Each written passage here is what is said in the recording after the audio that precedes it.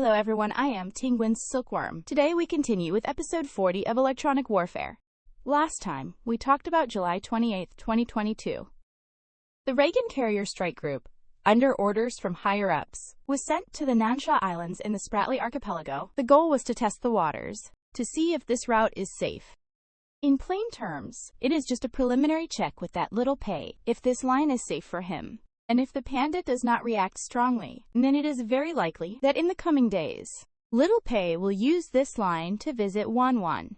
We made it very clear in the last episode. Ciloioro. This Little Pei is winding around. He only has two options. Either take off from Benzi's base, directly fly to Wuhan, but then he would have to pass through the entire Eastern Theater's waters. The Eastern Theater has extremely strong combat capabilities, not to mention the East Sea Fleet, and the Shandong Aircraft Carrier Battle Group, this small patrol ship crossing the Eastern Theater of Operations. Probably not very likely. The most probable scenario is first reaching Malaysia or Singapore, after refueling, then flying over the South China Sea route, passing through the winding southeastern waters, entering the curved descent. What are the benefits of this over the past few decades? In terms of the sphere of influence of the agreed city, the southeastern waters of the curve, that is the traditional sphere of influence of the curve.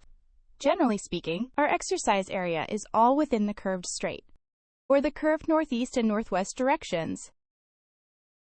That curved southeastern sea area, we rarely go there. So why is that? You have to look at the map. If we were to take over that curved southeastern sea area as well, that would mean the curve is surrounded. It is just like playing Go.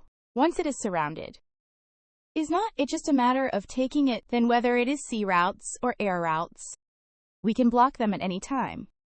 So in that winding southeast direction, whether it is this big beauty or the winding one itself, it all felt like this was my territory, and I could take control. So on July 28, 2022, the Reagan Aircraft Carrier Battle Group approached the Spratly Islands. The intention was very clear. Think about it. That Reagan Carrier Battle Group came close to the Spratly Islands to test the waters. Can we show them a friendly face? So the O5 destroyer Yan'an and the 05C destroyer Xianing quickly made their way over. Considering the distance for both sides, the Reagan Aircraft Carrier Strike Group had just left Singapore port. Meanwhile, our Yan'an and Xianing ships had already set off. So how did the panda know? If you have listened to my previous shows, then it is easy to understand. Pandas nowadays are no longer from the era of just a rifle and millet, those high-resolution satellites in the sky. Each one has a god's eye view. So whatever Li Gen is up to, we all know exactly what kind of crap he is about to drop. So the Yan'an-class destroyer and this advanced ship encountered the carrier battle group here, near the Nansha Islands. Time, July 28, 2022. Two EA-18G electronic warfare aircraft took off from the carrier battle group. They originally intended to conduct close reconnaissance, but unexpectedly, this panda was not friendly at all. The microwave directional energy weapon used in Area 05. If someone hears this, they might say, oh, so does our military in Area 05 have it? Is there really such a sci-fi weapon? Just search online. There really is. We already explained this clearly in the last episode. There is no need to elaborate here. Anyway, our microwave weapon, when it is aimed at something, that EA-48G will turn around and run. Imagine being hit by microwaves. There are two possible outcomes. Either it destroys the target and kills, or it kills and destroys simultaneously. Hey, someone just said, hey, listen to me. Aren't you just talking nonsense? What is the difference between a machine destroying people and people destroying machines? See, that is a big difference. The first one is called machine destroys, people perish. What does that mean? It is like a microwave weapon being emitted. The differences in electromagnetic wave pulse energy and frequency can lead to two consequences. One is that it causes current oscillations in electronic devices, resulting in a temporary overload voltage. This can burn out electronic components. Now, if the electronic components of an airplane are all burned out, how can it not lead to a crash and loss of life? It is about destroying the machine before the people perish. Then there is another kind. It is about generating a thermal effect. Well, this part is easy to understand. What does it mean to generate a thermal effect? It means that based on the different wavelengths of microwaves and different frequencies the microwaves emitted, it causes the molecules of water to vibrate, thereby generating a large amount of heat in a short period of time. I think everyone probably knows this point. You just think about that microwave at home. Look at that electronic stand. Finally, we are talking about induction cookers. But what we are discussing is the microwave oven, not the induction cooker. So how does the induction cooker work? It is based on the eddy current heating effect. It heats the metal molecules, generating magnetic effects within those metal molecules. This magnetic effect then induces an electric current, creating eddy currents between the metal atoms. And this eddy current effect produces heat due to the resistance of the metal atoms themselves. This is the principle of the induction cooker. Look at that induction cooker. When you place the frying pan on it, it heats up in no time, but if you lift the pot off the induction cooker and put your hand on it, you will see it is not hot. It is not hot at all. Why is that? Because there are no metal atoms in your hand. Your hand is made of flesh. It can only heat metal. It does not heat your hand. But a microwave oven is different. The microwave oven emits microwaves. The principle is to make the water molecules in objects vibrate. This generates heat. If you do not believe me, go home, take a freshly steamed bun, put it in the microwave, and it will heat up in a moment, but you need to put only one in the microwave.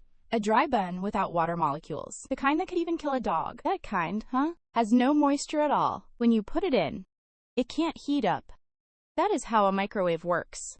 But I want to remind you of one thing. You can't put metal objects inside a microwave either. Same goes for microwaves. It can induce eddy currents in metal objects, which won't cause an explosion, but it can produce electrical sparks in a microwave. So remember this carefully, especially for some young people who like to order takeout. And now, the quality of takeout is generally quite high. Some of them are wrapped in aluminum foil for you. You absolutely cannot put the aluminum foil in the microwave. Otherwise, your takeout will be a waste, and you will also ruin your microwave. Hey, look, our military program has turned into a science show. All right, let us continue. So what I am saying is, microwaves have another mode, which causes the water molecules to vibrate, thereby heating the object. Look at what this person is made of. Listen to me. I know that woman is made of water. But I want to say that men are also made of water.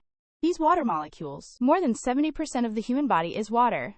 Imagine a living person walking on a machine. It is like a big bubble of water moving around. If you dare to expose them to certain microwaves, it is basically heating the water inside their body. So where is the water in a person? It is mainly in the blood and the internal organs, inside the soft tissue. That would be terrifying. He heats from the inside out, heating the pilot's internal organs first, the brain's soft tissue. Look, when you take a bath, if you jump into the water in the tub, soaking for a while feels very comfortable.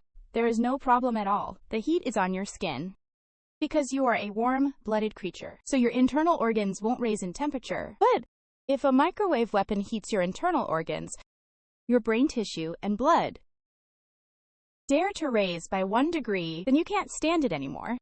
Look at you, you have a fever. Oh my gosh! It is up to 38.7 degrees for an adult. That can make you dizzy. If you raise it by 2 degrees, 39.5 degrees can make you talk nonsense. In the future, nuclear-powered aircraft carriers and 6th-generation carrier-based aircraft will have highly efficient microwave heating of water molecules. So the pilots in this A-18G were hit by the microwave.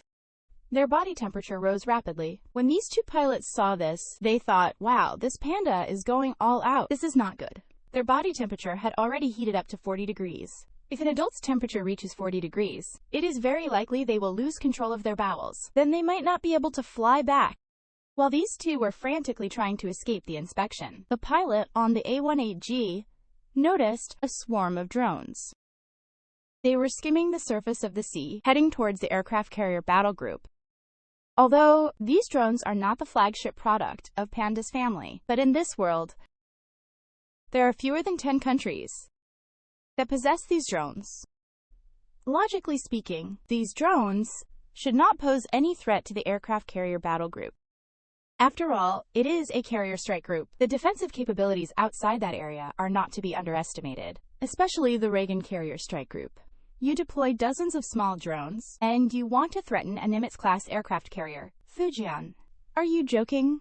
These two EA-18G aircraft have tie perception systems. A swarm of small drones was detected, with several monsters below them, flying at about Mach 0.65. Under the cover of this swarm of small drones, straight toward the Reagan carrier strike group. That brings us to this, and some might say, hey, how did this turn into a fantasy novel? The monsters are out. Hey, I am not joking here, because underneath these drones hides the ultimate nightmare for all surface ships in this world. Rainbow T1 Suicide Drone. Nicknamed the Chinese version of the sea monster Lai. Speaking of this, Rainbow T1 Suicide Drone is quite famous on this planet. But if you look at military programs around the world, it is rarely mentioned. Why is that? Because it is too terrifying, just like Voldemort in Harry Potter. It is so frightening that no one dares to speak its name. So navies around the world fall silent in front of this drone. In the impressive military reports, it is clearly stated that the Rainbow T1 suicide drone has a terror index exceeding that of the Dongfeng 21, exceeding the YJ-21, exceeding the Dongfeng 26D, and is hailed as the carrier killer, the end of aircraft carriers. So on July 28, 2022, 3 Rainbow ET suicide drones suddenly appeared, heading straight for the Reagan. When the 2 EA-18 pilots saw this, they were terrified. They quickly relayed the information through the C4 neural network system, reporting to the Reagan Aircraft Carrier Battle Group, "Run! Rainbow T1 is coming." The commander of the Reagan Carrier Strike Group, George W. Bush, upon hearing the news, his eyes turned red. He quickly issued orders. The entire Carrier Strike Group went to a state of high alert and issued a red alert to the entire fleet. All the sailors left the rest area. Activate all close-range defense weapons. Prepare to respond to hull damage at any moment. The sailors are donning their combat gear. Life-saving equipment is also in place. All carrier aircraft are taking off. Clear the deck. At the same time, order the cruiser Antitomo to advance to withstand Rainbow T1's first wave of attack. The cruiser Shijin No. 4 is in the second echelon, near the dense anti-aircraft gun array. As a last line of defense, the Reagan aircraft carrier has abandoned its close-range missile interception system, switching directly to the final interception method, dense array defenses and microwave interference interception systems. At this point, George Wakeford is nearly insane. Gedham beside him is also incoherent. Everything was a mess on the Ligon ship, like a chaotic stew. Suddenly, I received orders from the commander of the 7th Fleet, Admiral Kartomas. Vice Admiral George Wakeford. This is Kartomas. I am ordering you not to retreat now. Quickly head directly east to leave the Nansha Islands. Entering the Philippine Sea, your mission in the Spratly Islands is complete. Do not engage with that panda. Repeat that. You are to withdraw eastward. Entering the Philippine Sea, this is not a retreat. After all, you are facing a Chinese version of the sea monster. Your main task these days is to survive. When George Wakeford heard this, he was moved to tears. Oh, it seems the leader still does not want me to die. There is no time to think further. Give my orders. Head east at full speed. Leave that damned Nansha. Hearing that, Guterum next to him said, "Commander, should we head east? What if that monster Lehigh comes after us? We can't stop that thing." Then he saw it. George Wakeford shouted at Guterum, "Are we just gonna wait here and die? Will that formidable monster let us go?" Following orders from above, quickly retreat eastward. According to a panda's nature, he would not be the first to open fire. And when Guterum sees this commander has already gone crazy. He dares not say much. He just muttered quietly, "Yeah, the panda won't fire the first shot, but he dares to use Weibo to confront us. He even dares to unleash that monster, who still fires guns in a war nowadays." You see, people, when they are terrified to the extreme, they turn into anger. This is exactly the state George Wakeford is in right now. Because in this world, there is no surface warship commander who wants to face the Chinese version of the sea monster, the Rainbow T1 suicide drone. Many people probably do not even know about this. But if the Rainbow T1 is this powerful, what exactly is it? I have never heard of it before. Speaking of this rainbow, let us say a few more words about T1. It is a type of drone that uses ground effect. What exactly is a ground effect craft? The physics behind it is quite complex. It involves the aircraft flying during the process. It can split the air in front of it. Part of the split air bounces back off the ground below. Then this airflow bounces back up again, dragging the entire ground effect vehicle forward. This is hard to explain. Anyway, just remember this ground effect vehicle It does not fly high. Instead, it flies close to the surface of the water or the ground. How close is it? It usually stays only about 1 meter above the water or ground, flying forward. If it flies too high, it can't transmit effects anymore. Right, with this kind of flight method, first, it saves fuel. Second, it has an enormous payload capacity because the lift of this aircraft does not come from its wings, but from the airflow bouncing up from the ground. It drags the entire aircraft forward, sliding along, so its load capacity is quite large. During the Cold War between the US and the Soviet Union last century, the Soviet Union developed a large-scale ground effect aircraft. As for this aircraft, it can fly using ground effect. Not only is it safe, but it is also fast. It also flies far, and it carries an enormous load. But after the Soviet Union developed it, they did not make it public, nor did they mass produce it. Instead, here over the sea, they often conducted flight experiments because it flies low, staying out of the water for a long time, flying only 0.5 meters above the surface. And yet, it is quite large because it can carry a heavy load. It can reach several hundred tons. So this creates a very strange phenomenon. Your radar can't detect it because it is flying too low. It basically blends in with the choppiness of the waves. Don't think ground radar can see you. Even the early warning aircraft can't detect you. You want to be just half a meter above the water surface. But the sea is not flat. It is not just waves. The seawater rises and falls. So the clutter on the water surface, it can completely submerge the ground effect vehicle. Moreover, it is not only invisible to radar, sonar can't detect it either. Why is that? Because it is still 0.5 meters above the water. It is not in the water, so no one can see it. It is like a ghost ship wandering on the water surface. But you say it is a boat, yet it is a flying craft, capable of reaching speeds of 850 kilometers per hour, running incredibly fast. Later on, NATO called this type of ground effect vehicle the Caspian Sea Monster.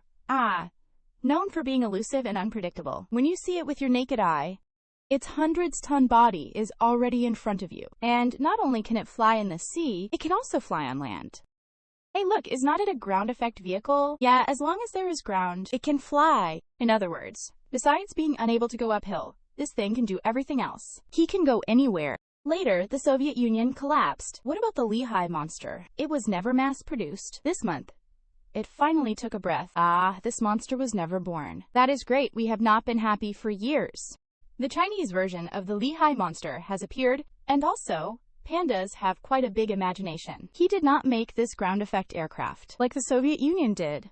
Instead, he combined this concept with drones. What you produce becomes quite unusual. This is a variation of a ground effect vehicle. The level of horror, it is several orders of magnitude higher than the original Caspian Sea Monster. Compared to that, hey, why is that? Think about it. If this thing turns into a drone, it would have a large payload capacity, which means these drones can carry a large amount of explosives. For example, our Rainbow T-1 drone. It is said that its warhead can weigh up to 1 ton. Usually, our explosives are not just ordinary, not to mention full-shell hard projectiles. It would have to be CL-20. It would have to be CL-20. A ton of CL-20.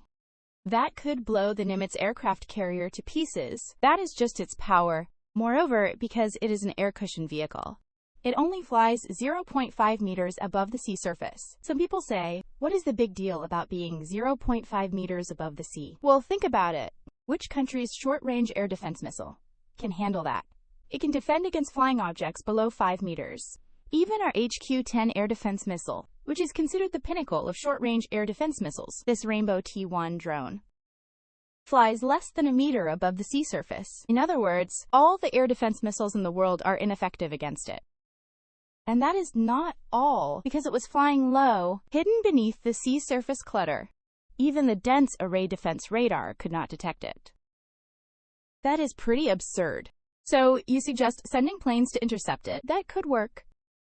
But it would rely on the pilot manually shooting it down with a machine gun. If you are talking about World War II pilots, then that is pretty impressive. But if you talk about pilots nowadays, when they use machine guns, they are not very skilled. Flying low over the sea, shooting at tiny little targets, that is not really a technical skill. That is just luck. Besides, He is only 0.5 meters above the sea surface. You can only dive to hit him. You can't just fly 5 meters above the sea and wag your tail to hit him. So diving to hit a drone is even harder technically. If you mess up, you might miss. You attacked it yourself in the sea. Then it is down to the last method.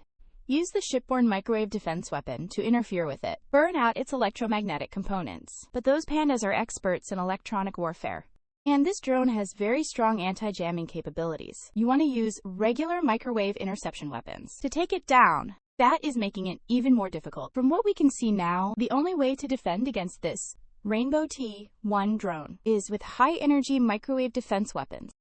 Then some might say, what about laser weapons? Oh, sorry. For the laser weapon to hit it accurately, the radar needs to lock onto it first. It is smashing glass and drilling into the sea surface, so you can't lock onto it. That is why this Rainbow T1 drone is truly extraordinary in this world.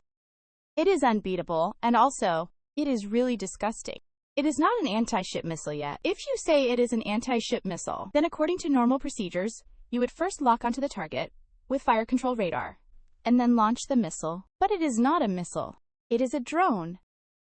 If you feel something's off, you can just make it fly away. Once he spots the target, he just moves in. If he wants to blow it up, he can. If he does not want to, he can just turn around and come back. Life and death are entirely up to us. So are you sure about that? After I let him go, he can always come back, right? It is just a matter of a tank of gas. It is a total mess.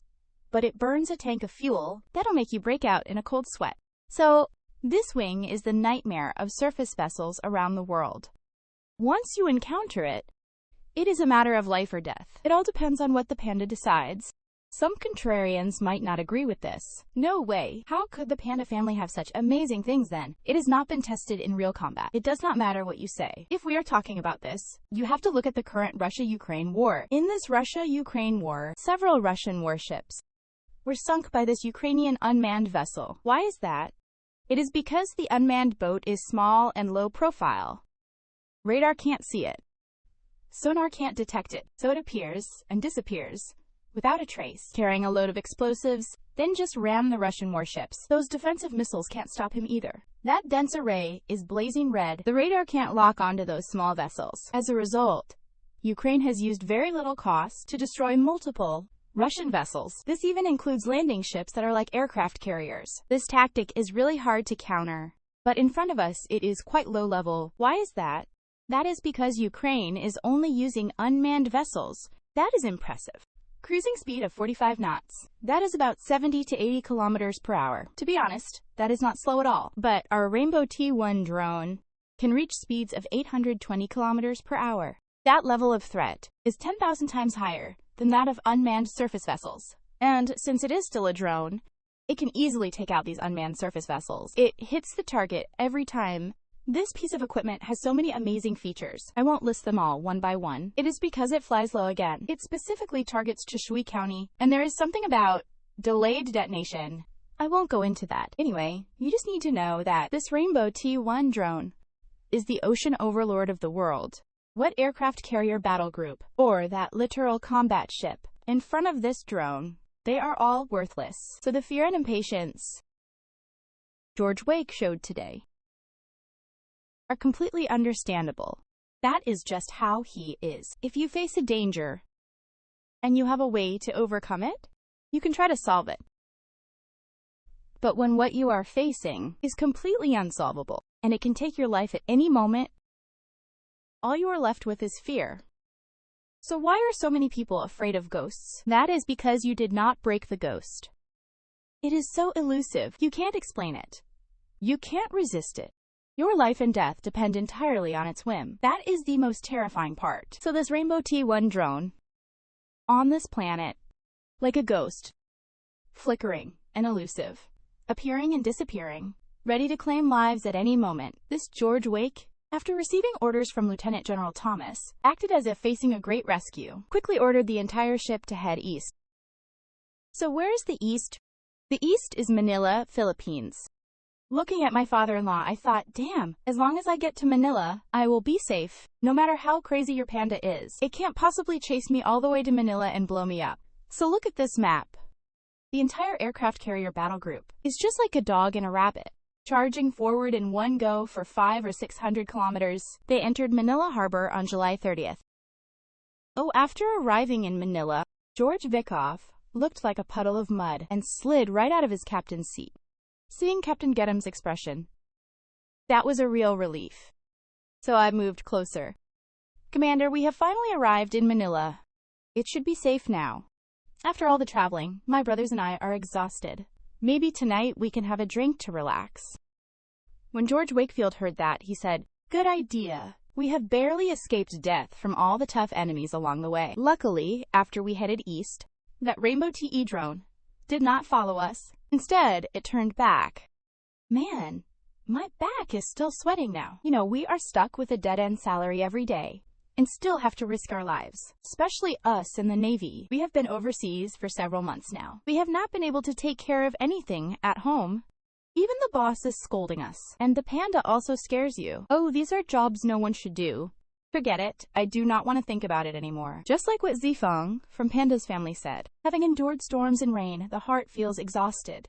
Life is nothing but a drunken night. Come on, Getahamu.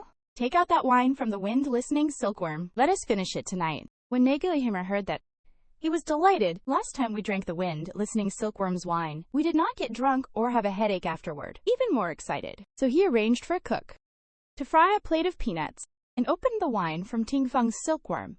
Getahamer looked down and said, "Why are there words on this wine bottle? What does it say?" "It is still in Chinese. It seems like a poem, but I do not recognize it. I just see him looking at the fried peanuts, and Victor."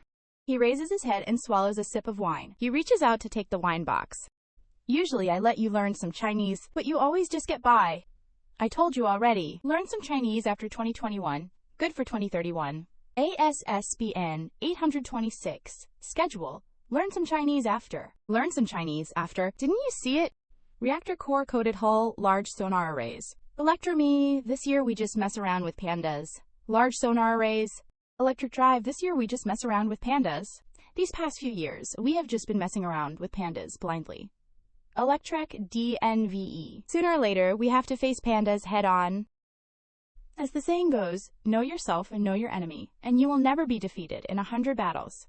Learning some Chinese is not a bad idea. Otherwise, you do not even know the brand of the wine you are drinking. Wouldn't that be a waste of drinking it? Then the frog sticks out its head, huh? What does it say on that wine box? I saw George Wife pointing at the largest two characters on the wine jug. The two biggest words, strong drink, and below it, in smaller letters, listen to the wind. Gadamer looked completely puzzled. "Chief, what does this mean?" George Wakefield from the hotel looked profound. He turned the wine box around. "Do you see the poem written here at the back? It is said to have been heard. A veteran of the Forum ventured alone into the core production area of Maotai Town, crossed the Dragon Gate, encountered a trap and a honey trap, endured countless hardships, restructured an alcohol factory worth 1.5 billion yuan, secured 800 tons of 30-year-old base liquor with a crooked poem." See, it is this crooked poem. Here, let me read it to you. "Fierce drinks, the wind rises, smoke and flames. The world is a chessboard. War ignites. I stroll leisurely in my courtyard, smiling as I watch the winds and clouds change at will." Next to me, Graham hears this and thinks it sounds pretty impressive. But what does it mean? Then George Wakeford waved his big hand and said, "Yuli is just a pedantic scholar. Come on, let us drink." So, George Wakeford and Gerd Hammer clinked glasses, and the two of them drank a bottle and a half. This was 53-degree strong sauce flavored liquor. Although it was pure grain solid-state fermented, but it is also intoxicating. This 1.5 bottles down. That is equivalent to one person drinking 7 tails. That is quite a lot to drink. Recalling all the ups and downs of these past few days, the two of them laughed and cried. Their emotions were fully released. But what they did not expect was 2,000 kilometers away, Eastern Theater Command. The Shandong Carrier Strike Group of the East Sea Fleet has quietly headed south. Even the Northern Theater Command, the Liaoning Carrier Strike Group of the North Sea Fleet, 601, is also on its way south. The world's focus is on Wanwan. And on July 29th, De Pyongyang's master once again raised his voice. News that Xiaopei plans to visit Wanwan has once again become a hot topic worldwide. Once again, it becomes a global discussion point. On the southern tip of the Asian peninsula, The THAAD system is operating 24/7, continuously covering the entire Asia, monitoring the Panda family at all times, and every move of the post-80s generation on the peninsula. Right here, George, while Wyckoff and Get a Hammer are having a major confrontation at the beautiful Guam Naval Base. A C-40C transport aircraft quietly takes off, arriving at Subang Airport in Malaysia on the morning of July 30th. Hey, that plane is completely empty. No passengers on board. Why did Da Piao Liang first fly to Malaysia on a private plane? It is because Da Piao Liang wants to perform a masterful escape in front of the entire world, a plan to shed the shell like a cicada. What exactly happened? We will talk about that in the next segment.